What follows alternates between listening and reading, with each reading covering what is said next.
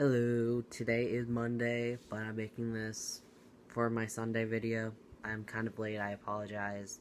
My schedule's been super busy. I'm just trying to get a video up on this topic this week. So this is Taylor, and this week's topic is what I, as a white person, am able to do in support of the QTPOC community as a white person. And I think watching other people's videos this week and getting more perspectives, because I have been in a very whitewashed situation most of my life. Very few people of color in my town of Grafton, Massachusetts. UMass has opened me up a little more, but again, I don't have a large, diverse community around me. So I'm putting that disclaimer out now. Also, I don't remember what I was going to say also.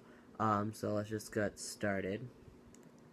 I noticed a lot of things going on are how can we help people of color, particularly around things of police brutality and situations like that.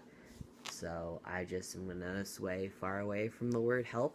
That's just my taste personally, just because I feel like we should be in support, not necessarily help. That's just me. But yeah.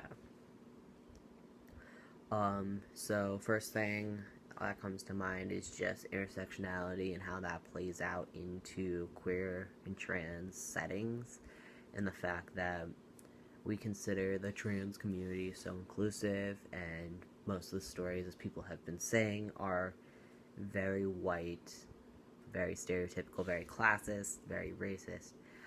So you don't really see people of color, particularly trans men of color, stories being out in the media or out in public even, just because I have seen there are amazing people out there like Jan Mock, Laverne Cox, Cece McDonald, who are getting a lot of recognition for what they do. There's white people such as Caitlyn Jenner, who's out there.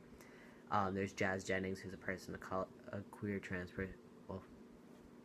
woman of color as well, who those four are base five. I'm horrible at math today. Those are basically the pioneers I consider in the movement.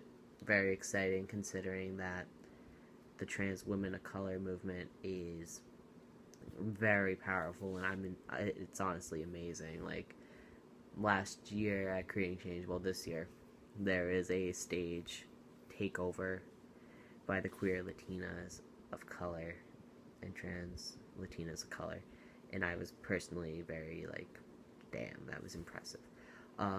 But also, just more on an intersectionality perspective, the fact that I like what Levi said in his video, how we need to look at this as a step back and you have to be an ally of people of color before you step in and be an ally of trans people of color. Just considering those two different things, but also going in on a classist perspective and many different intersections of our identities and how those play out in queer and trans spaces, which I just said like a few minutes ago. Just looking at that, seeing how we can support, use our voices, try to bring up perspectives of trans men of color, because YouTube is pretty whitewashed, media is pretty whitewashed, so pushing those into perspective and talking about people who are doing more, like Teak Milan is awesome. I'm trying to think if he's trans, but I'm having an off day, I'm very sorry. But there's a good amount of trans men of color who are doing great things that aren't being brought up into the media. Dark Matter, I guess you could say, yeah, they identify as trans femme. But yes, bringing perspectives in that aren't Skylar Cargill, Uppercase Chase, Aiden Dowling. Those three are pretty much a lot of what YouTube offers for trans masculine as well as transition videos, particularly by white trans men of color. I mean, white trans man. Why did I just say that?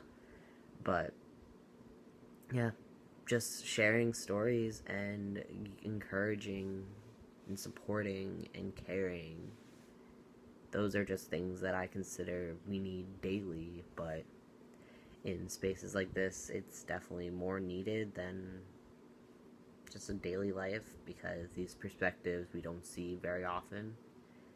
But before I overtalk on myself, I'm going to round this video out for the week.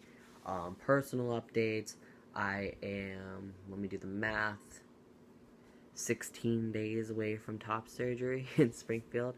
I'm counting it down. I'm very excited. I just had an appointment with my psychiatrist, who I've been seeing for 4 years, and I haven't seen him since October, and he walked in and didn't recognize me, so that was a very large boost. I've been on testosterone for 33 weeks officially as of today, and that's all very exciting. And yeah, I'm trying to think of anything else I have to bring up, but nothing much. So yeah, I hope y'all have an awesome week, and I will see you next Sunday. I'm gonna get it this time on ambiguity. Cool, bye.